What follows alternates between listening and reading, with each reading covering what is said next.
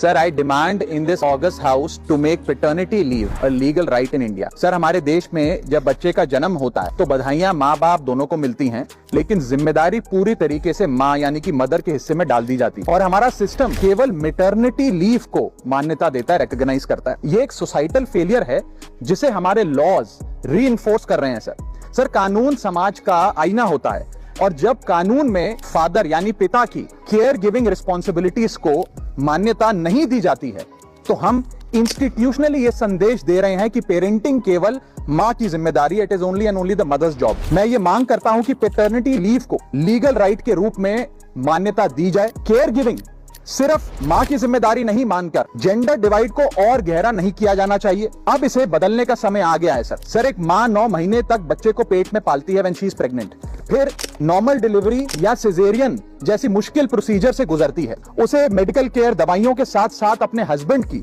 Physical, mental और emotional support की भी जरूरत होती है। पति की भी बीवी के प्रति केयर गिविंग रिस्पॉन्सिबिलिटीज होती हैं, सिर्फ बच्चे के प्रति नहीं।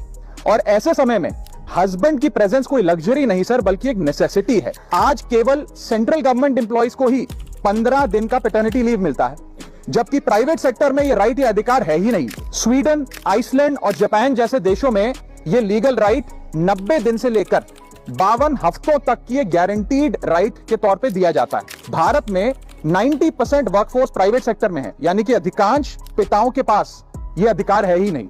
इसीलिए मैं सरकार से मांग करता हूं कि पैटर्निटी लीव को लीगल राइट बनाया जाए, क्योंकि केयर गिविंग सिर्फ मां की ही नहीं बल्कि एक shared responsibility of both the mother and the father. Thank you sir.